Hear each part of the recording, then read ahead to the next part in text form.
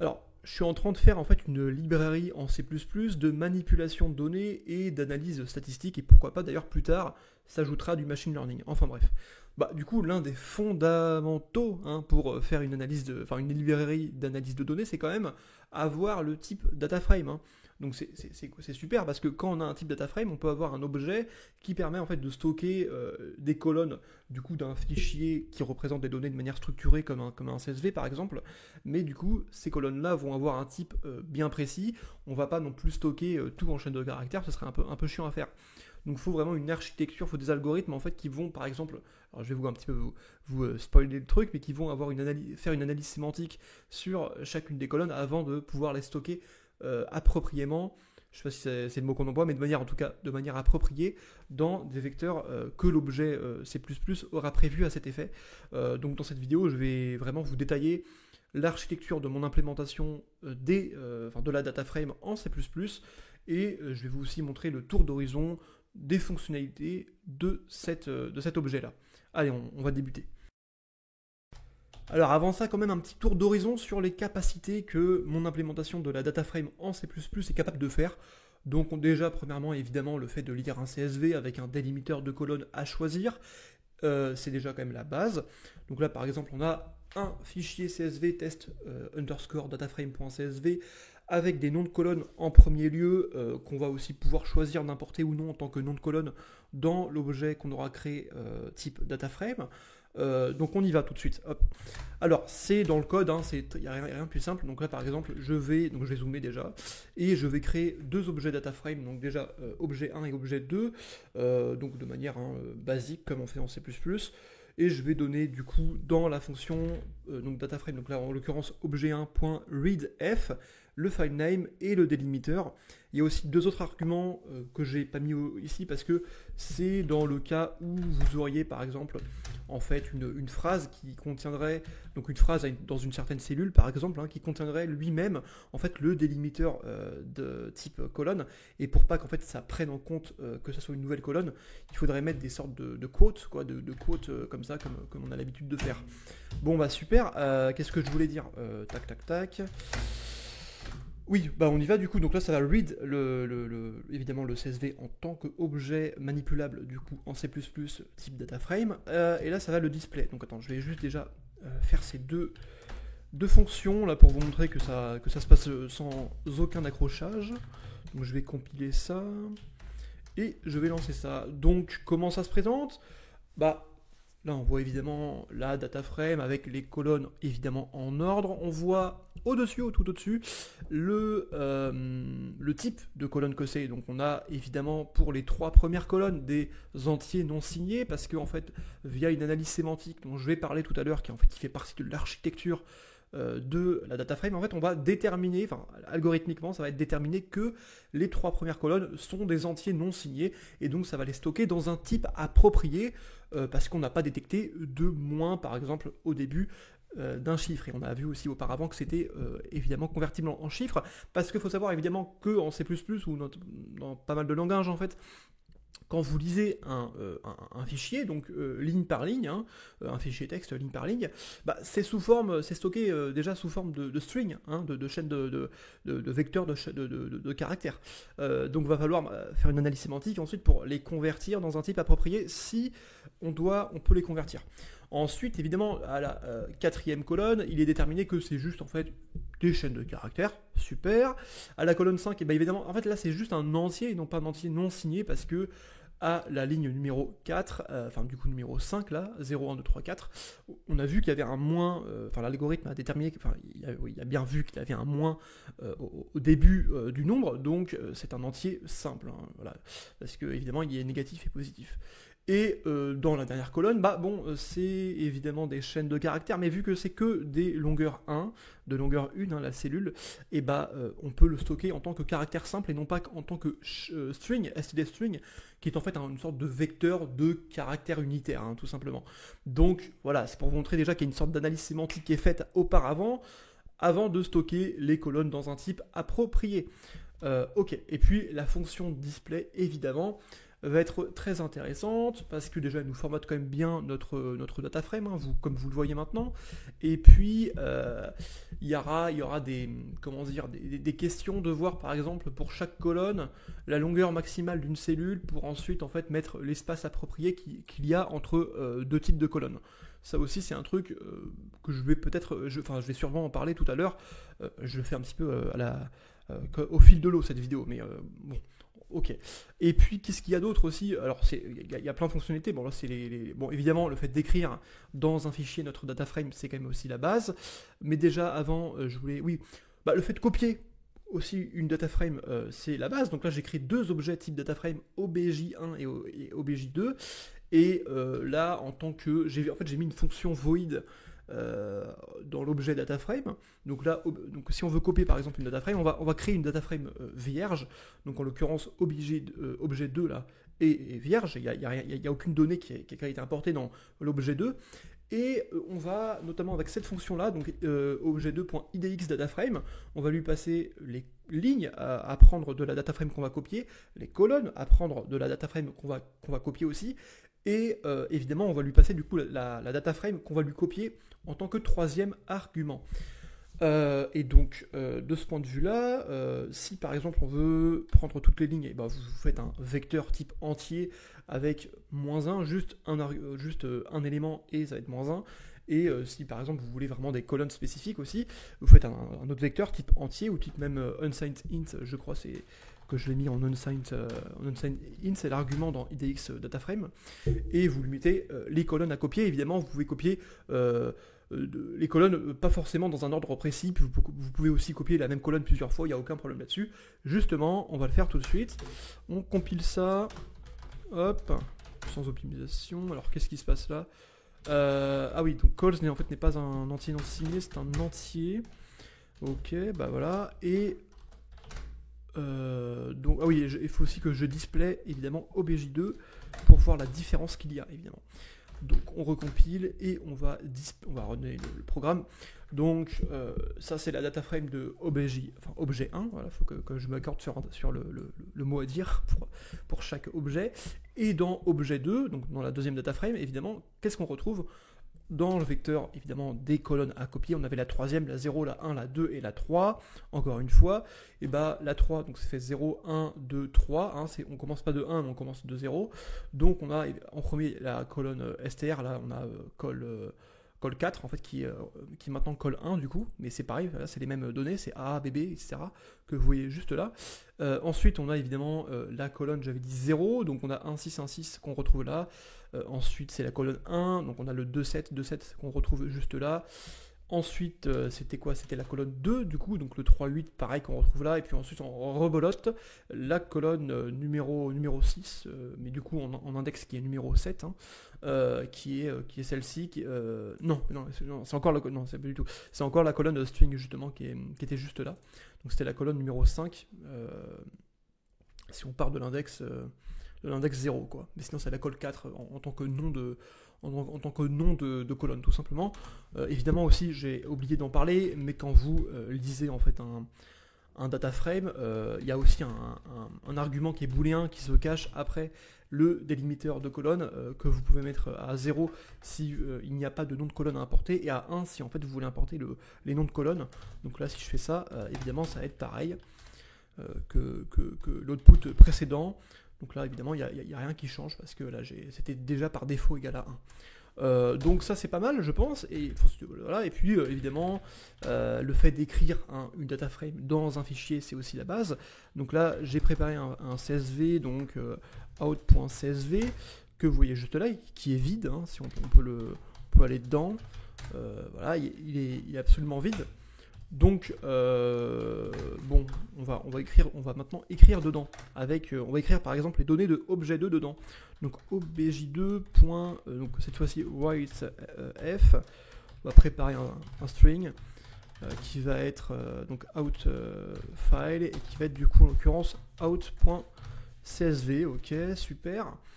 Et puis du coup par défaut le délimiteur c'est aussi une virgule, donc ça on va pas changer, on va juste mettre du coup le premier argument qui est outFile, qui est en fait le fichier d'output, et normalement ça va être bon, hein, voilà. Tac tac tac, donc là je compile et je lance, ok, et maintenant si je fais un petit cat de out.csv, voilà, exactement, on a bien toutes les données qui ont été maintenant écrites dans ce fichier là. Bon, bah, c'est des fonctionnalités aussi assez basiques, évidemment aussi le fait de, comment dire, d'extraire des colonnes, donc là on a vu le fait de copier une data frame en extrayant juste certaines lignes et certaines colonnes. Et aussi le fait de prendre une colonne en particulier, donc en tant que vecteur, c'est aussi, je pense, une fonctionnalité assez intéressante. Excusez-moi, donc là, je vais définir par exemple un vecteur donc, qui se nomme vec, hein, de type entier non signé, et je veux extraire la première colonne. On a vu que la première colonne, c'est de objet 2, que je m'aventure juste là, voilà. C'est aussi un entier non signé, donc normalement, je vais avoir 1,6,1,6,1,6 lorsque je vais print ce vecteur-là. Donc c'est quoi? C'est les rows, donc les lignes qu'on souhaite prendre. Toujours -1, juste un élément et -1 si on veut tout prendre, hein, d'ailleurs. Après c'est le numéro de colonne en termes d'indice de la data frame qu'on veut prendre. Et ensuite, évidemment, c'est le vecteur vierge qu'on vient de créer, qu'on va mettre en argument dans cette fonction-là. Et donc on va voir si ça marche bien. Pareil, je recompile. Tac. Et je vais display ça. Et donc oui, justement, là on a bien 1,6,1,6,1,6, donc on a tout ça, tac, tac, tac, tac, de data frame numéro 2, quoi. Évidemment aussi le fait d'ajouter des colonnes, c'est aussi disponible, hein. Le fait de modifier des colonnes, c'est aussi disponible, aucun problème là-dessus, quoi. Voilà, par exemple, on va le faire maintenant. Donc là, on a vu, donc, si je veux faire vec en deuxième argument, on va le mettre par exemple à 56. Et que maintenant je veux l'ajouter en fait à la data frame numéro 2, je fais obj2.replace call int, vu que c'est un type entier, enfin ça peut être un entier non signé, un entier, un booléen ou un double. Sinon on aura utilisé pour une chaîne de caractères call str ou alors call chr si ça avait été de type caractère. Bon, en fait on fait du coup maintenant obj2.replace call int, alors de mémoire, attends, j'ai même plus les... Alors quand je vais dans tac, donc replace, donc ça c'est ma librairie, donc replace call int, on est juste là. Et donc oui, donc on a bien en premier argument le x c'est quoi? Donc c'est la colonne en tant que vecteur qui va remplacer.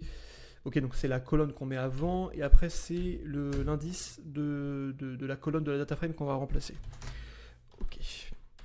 Donc on y va, donc on met le vecteur du coup, maintenant qui a été, où on a mis en troisième argument, en troisième argument on a mis 56 quoi, et on va là, du coup c'est la colonne qu'on veut remplacer, par exemple pour dataframe 2, qu'est-ce que je veux, pareil, la numéro 1 on va la remplacer par celle-ci, et on va encore display là, la dataframe numéro 2 qu'on vient de modifier juste là, et donc on y va. Alors, donc oui, en fait, du coup, il fallait que je mette en fait en tant que valeur, parce que c'est le deuxième argument en fait, c'est un argument par référence, et donc il fallait que je le déclare avant. Donc on y va, je le déclare avant en tant que variable, hein, et là je le mets ici, et donc là normalement, voilà, aucun problème là-dessus.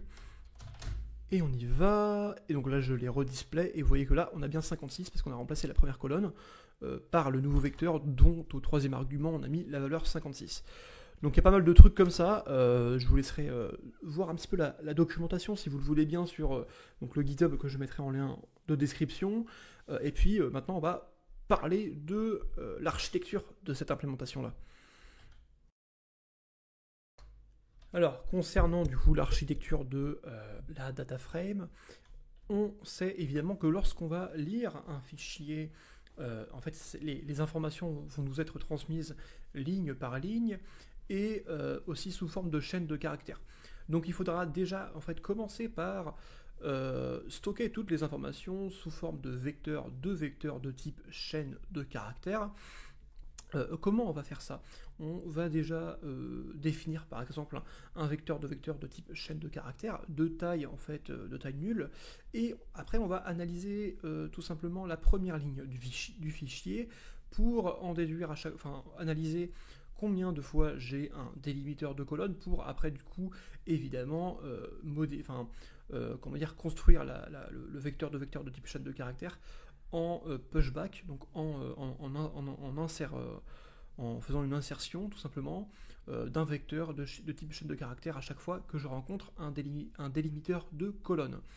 Une fois qu'on a réglé la taille de cette structure de données, on va pouvoir, sous la même forme, sous la même logique en fait, stocker toutes les cellules en fait du CSV dans cette structure de données avant de passer à l'analyse sémantique tout simplement de chaque colonne. Donc pour chaque colonne en fait je vais analyser toutes les cellules, donc sous forme évidemment de chaînes de caractères, et je vais procéder à ces questions-ci. Déjà, je vais leur demander, je vais déjà, demander si la cellule peut être en fait tout simplement convertie en nombre, donc que ce soit en flottant ou en entier. Si ça ne peut pas l'être, je vais encore poser la question, est-ce que la cellule a une longueur supérieure à 1? Sinon, alors, c'est juste un caractère unitaire. Sinon, alors, c'est un std string. Ok, c'est plutôt assez simple là. Maintenant, si c'est convertible en tant que nombre entier ou flottant, je vais poser la question. En fait, c'est des fonctions très basiques que j'ai implémentées. CanBe NB et CanBe FLT, vous le retrouvez pareil dans ma librairie, dans le fichier fulgurance.h. Enfin bref, je continue. Donc ensuite, je vais poser la question, est-ce que la cellule a une longueur supérieure à 1? Sinon, alors c'est d'office un booléen. Si c'est supérieur à 1, alors je vais poser la question, est-ce que maintenant c'est un flottant, juste un flottant? Si oui, bon, alors c'est un double. J'aurais pu, pareil, continuer un petit peu d'élaborer des questions. J'aurais pu poser la question, est-ce que c'est assez grand? Donc ça aurait été un double, sinon ça aurait été un float, enfin des trucs comme ça, mais je me suis arrêté à ce niveau de catégorisation. Bref, si ça ne peut pas être un flottant, alors c'est évidemment, on va poser la question, est-ce que j'ai dans les cellules de la colonne une fois au moins détecté le fait d'avoir un signe moins au début de la chaîne de caractères. Sinon, alors c'est un entier non signé, parce qu'il n'y a que des valeurs positives, et sinon c'est un entier très simplement. Ok, super. Maintenant aussi, évidemment, je disais que je ne catégorisais que 6 types possibles. Donc, j'ai évidemment que pour chaque colonne, je ne peux pas créer une variable associée. Donc, c'est tout simplement, je vais créer 6 vecteurs de types différents. Donc, string, char, bool, int, unsigned int et double, et que je vais associer ça à un vecteur de type entier non signé qui va en fait contenir à chaque fois la colonne où apparaît en fait la colonne associée au type désigné. Tu vois, donc là, strv, par exemple, donc on va prendre l'exemple. Donc là, par exemple, pour la première colonne, je rencontre pour la première fois un entier simple, tout simplement. Donc je vais ici, donc dans intv, avoir les informations de 4, 9 et 13. Et associé juste là, je vais dans ce vecteur là qui est contenu dans un plus grand vecteur, je vais lui mettre 0 parce que à la colonne numéro 1, donc en index 0, j'aurai tout simplement des valeurs de type entière. Ensuite, je vais encore analyser, reprendre ce qu'il y a après. Donc j'ai ABCD. Bon, ABCD, ça n'est que des chars, c'est char. Donc c'est juste là, et donc là je mets ABCD ici. Et juste après, je mets 1, parce qu'à la deuxième colonne, donc en index 1, j'ai des caractères. C'est la première fois où j'ai ça. Ensuite, par exemple, j'ai des entiers non signés, donc pareil, vous avez compris le principe, et après, voilà, après c'est des doubles. Imaginons que maintenant j'ai une colonne numéro 5, où j'ai encore des entiers normaux. Et bien là, du coup, je vais à la suite en fait de ces données-là mettre la nouvelle colonne, les données des nouvelles colonnes, et je vais par contre ajouter à ce vecteur-là l'indice, donc ça va être 0, 1, 2, 3, 4. Donc je vais ajouter 4. Donc ça, il y aura 0, et après il y aura 4 juste là. Bon, alors ça, on est paré là-dessus. Pourquoi ça, c'est intéressant d'avoir cette structure de données, en fait, cette variable, qui va suivre tout simplement l'apparition des colonnes. Ça va nous être utile, vous allez voir si vous l'implémentez vous-même, mais pour copier cette dataframe à une autre dataframe, pour extraire la colonne, une colonne, pour altérer une colonne, etc. C'est très utile pour ça, tout simplement, parce qu'il nous faut avoir tout simplement une trace de l'apparition de chaque colonne pour chaque vecteur d'un type différent.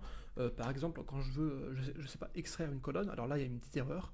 justement l'erreur, c'est, donc là je parlais de la colonne numéro 3 qui est juste là. En fait, la colonne numéro 3, c'est un entier non signé, et donc en fait, donc en i, quoi, en i, donc c'est le premier index, ça va être 0, 1, 2, 3, 4, et donc là, tu vois, là j'ai mis 3, alors que non, en fait c'est 4, c'est en i, tu vois, juste là, i en fait devrait être égal à 4, et i2, oui, en effet, est égal à 0 par contre, donc j'ai en effet 2, 33, 6, 9, je crois, voilà, ça, 2, 33, 6, 9, et par exemple, quand je voudrais extraire cette colonne-là, en fait, j'aurais deux variables à calculer, c'est base, qui est juste en fait i2 fois nRAW, et après je vais tout simplement prendre une autre variable, un autre itérateur, qui va me permettre donc d'aller de 0 à nRAW-1 pour tout simplement aller dans le vecteur uint v et m'extraire la colonne que je veux. Donc ça a été possible justement grâce à matr.idx, donc cette variable là qui est très très intéressante à avoir, enfin, qui est fondamentale à avoir. Donc j'espère que la vidéo vous aura plu, et on se retrouve pour une prochaine.